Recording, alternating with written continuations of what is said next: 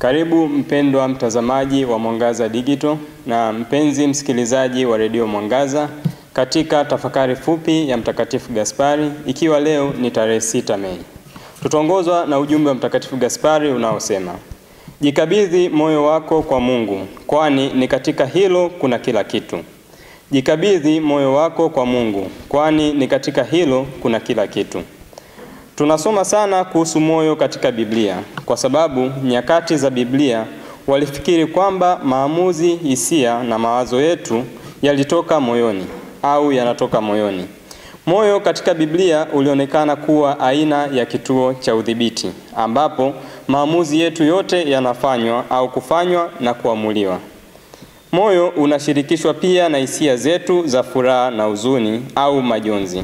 Tunasoma kwenye kitabu cha kwanza cha Wafalme sura ya 8 aya ya 66 kwamba wakati hekalu la Suleimani lilipowekwa wakfu, Israeli wote walifurahi na kuchangamka moyoni kwa wema wote Mungu aliyomfanyia Daudi mtumishi wake na Israeli.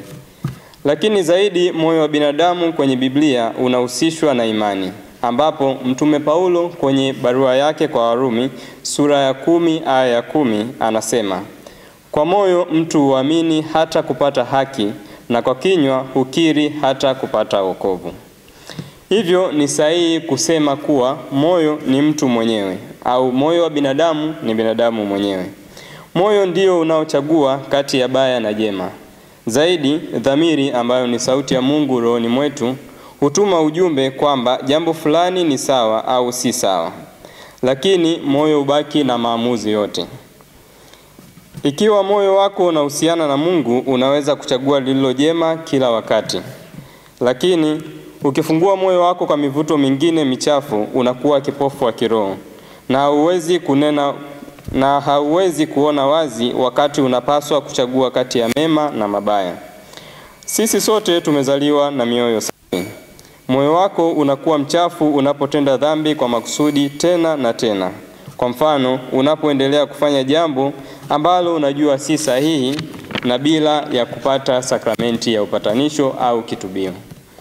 Lakini unapoamua kuacha mapenzi yako mwenyewe ya dhambi na kutoa maisha yako kwa Mungu, yeye husafisha moyo wako. Mungu tunampata hasa kwenye maandiko matakatifu, kama tunavyosoma kwenye Zaburi ya 119 aya ya 9 inayosema: kijana anawezaje kubaki msafi? Kwa kutii neno lako. Hivyo tunaona Mungu tunampata sehemu moja tu ambayo ni katika maandiko matakatifu. Moyo wa binadamu hauwi mchafu kwa sababu ya majaribu, bali kwa kuyaruhusu majaribu hayo, au kusema ndio kwa jaribu na kuliruhusu liingie moyoni mwako. Hapo ndipo unapotenda dhambi kwa makusudi tena na tena bila kutubu. Kisha moyo wako unakuwa mchafu na mgumu.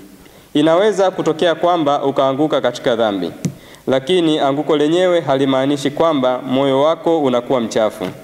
Kama utaanguka na unajuta kweli na kupokea sakramenti ya kitubio, basi unakuwa na moyo safi ambao uko wazi kwa Mungu, na mara moja Mwenyezi Mungu mwenye huruma anakusamehe. Basi tukilijua hilo, tuzidi kumwomba Mungu neema ya kutambua majaribu na kuyaepuka, na zaidi tujaliwe moyo wa kupenda sakramenti ya kitubio au patanisho, ili kama Mtakatifu Gaspari anavyosema katika ujumbe wake wa leo, tuweze kukabidhi mioyo yetu kwa Mungu. Itukuzwe damu ya Kristo. Niliyekuletea tafakari hii ni mimi Frateri Felgismi Agustini Ulomi, frateri wa shirika la wamisionari wa damu azizi.